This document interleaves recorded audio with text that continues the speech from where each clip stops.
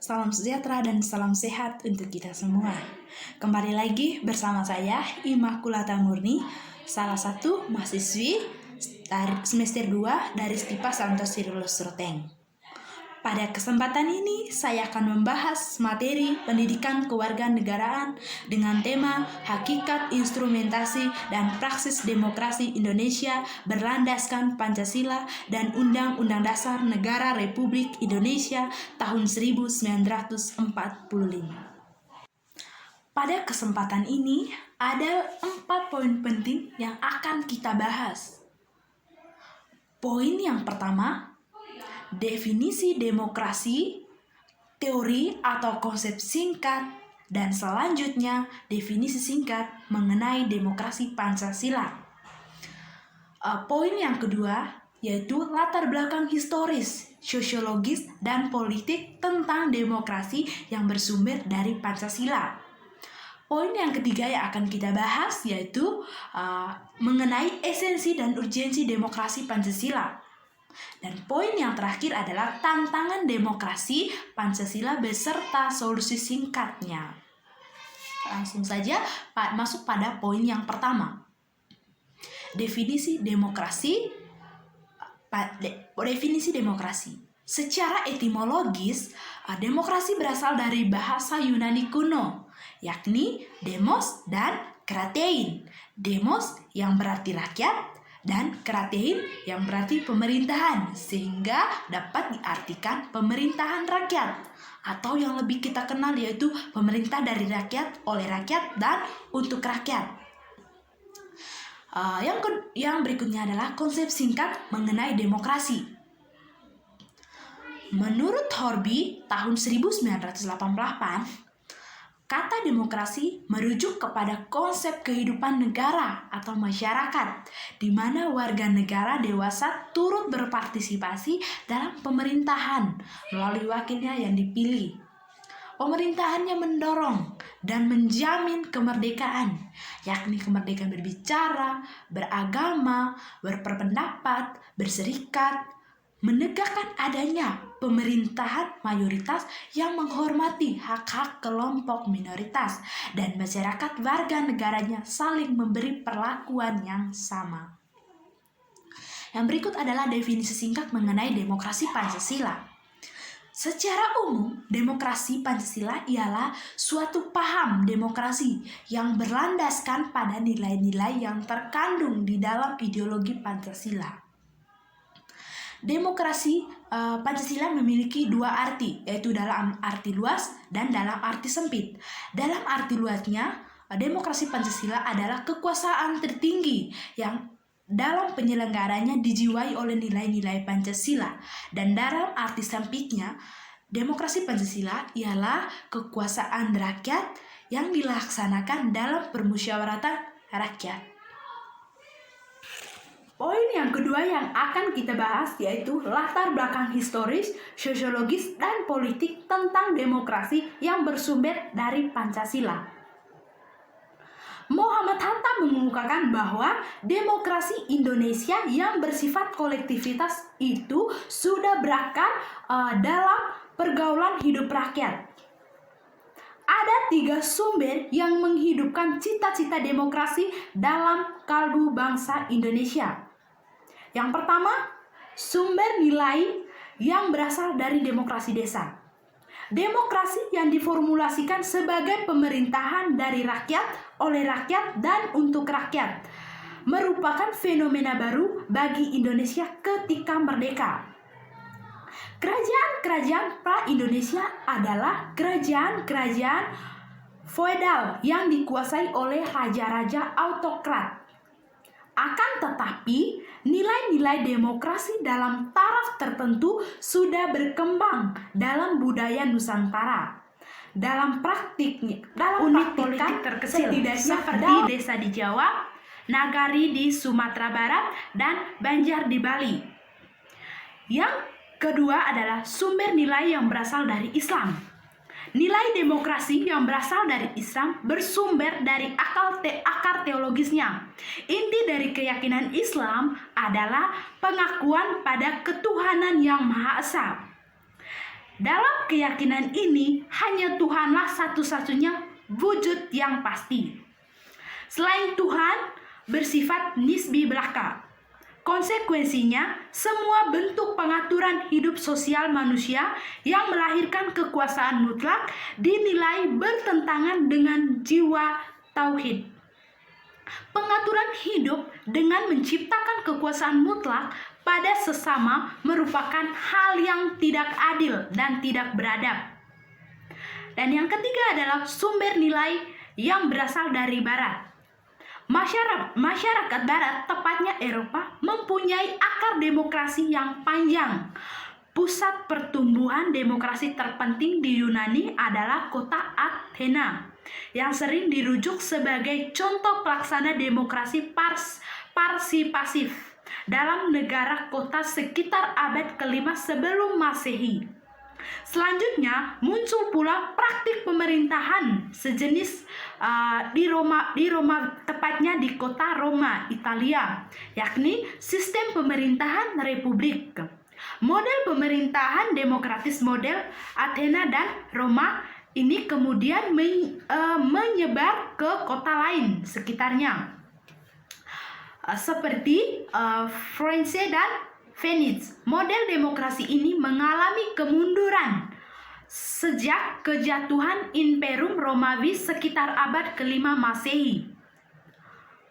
Bangkit sebentar di beberapa kota di Italia di sekitar abad ke-11 Masehi, kemudian lenyap pada akhir zaman pertengahan Eropa, setidaknya sejak pertengahan 1300 Masehi karena kemunduran ekonomi, korup dan peperangan. Pemerintahan demokratif dan di Eropa digantikan oleh sistem pemerintahan otoriter. Poin ketiga yang akan kita bahas adalah esensi dan urgensi demokrasi Pancasila. Yang pertama adalah esensi demokrasi Pancasila. Ada 5 bagian esensi demokrasi Pancasila. Yang pertama adalah demokrasi berdasarkan ketuhanan yang Maha Esa. Maksud esensinya adalah seluk-beluk sistem serta perilaku dalam menyelenggarakan kenegaraan Republik Indonesia harus taat asas, konsisten, dan sesuai dengan nilai-nilai dan kaidah-kaidah dasar ketuhanan yang Maha Esa. Yang kedua adalah demokrasi yang berkedaulatan rakyat. Maksud esensinya yaitu kekuasaan tertinggi ada di tangan rakyat. Secara prinsip, rakyat yang memegang kedaulatan itu dan batas-batas tertentu. Kedaulatan rakyat itu dipercayakan kepada wakil-wakil, yaitu MPR, DPR, DPD, dan DPRD. Dan yang ketiga adalah demokrasi dengan pembagian kekuasaan, yaitu demokrasi menurut Undang-Undang Dasar Negara Republik Indonesia tahun 1945 bukan saja mengakui kekuasaan negara Republik Indonesia yang tidak terbatas secara hukum, melainkan juga demokrasi itu dikuatkan dengan pembagian kekuasaan negara dan diserahkan kepada badan-badan negara yang bertanggung jawab. Yang keempat adalah demokrasi dengan hak asasi manusia, yaitu demokrasi menurut Undang-Undang Dasar 1945 mengakui hak asasi manusia yang tujuannya bukan saja menghormati hak-hak asasi tersebut, melainkan lebih-lebih untuk meningkatkan martabat dan derajat manusia seutuhnya. Dan yang kelima adalah demokrasi yang berkeadilan sosial. Maksud esensinya yaitu demokrasi menurut Undang-Undang Dasar 1945 menggariskan keadilan sosial di antara berbagai kelompok, golongan, dan lapisan masyarakat.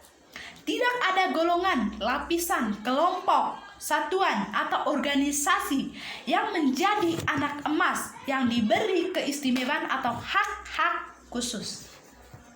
Kedua adalah urgensi demokrasi Pancasila. Urgensi demokrasi Pancasila ada 3 bagian. Yang pertama, partisipasi dalam membuat keputusan. Dalam negara yang menganut sistem pemerintahan demokrasi, kekuasaan tertinggi berada di tangan rakyat dan pemerintah dijalankan berdasarkan konstitusi yang merupakan arah dan pedoman dalam melaksanakan hidup bernegara. Yang kedua adalah persamaan kedudukan di depan hukum. Sering adanya tuntutan agar pemerintah harus berjalan baik dan dapat mengayomi rakyat dibutuhkan adanya hukum. Hukum itu mengatur sebagaimana seharusnya penguasaan bertindak, bagaimana hak dan kewajiban dari penguasa dan juga rakyatnya. Semua rakyat memiliki kedudukan yang sama di depan hukum. Dan yang ketiga adalah distribusi pendapat secara adil.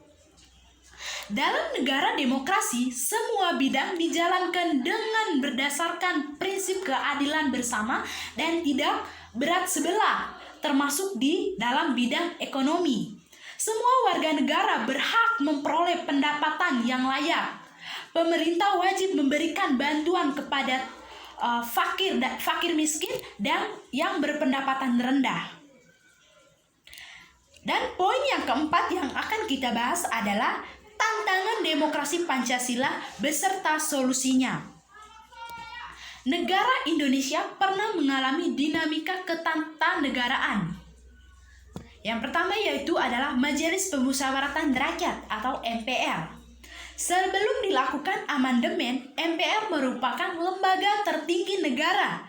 Tetapi setelah amandemen, MPR menjadi sistem yang horizontal dengan prinsip saling mengawasi dan mengimbangi antar negara. Dan yang kedua adalah Dewan Perwakilan Rakyat atau DPR. Setelah amandemen, yang terjadi pada DPR adalah penambahan ketentuan mengenai pemilihan anggota DPR.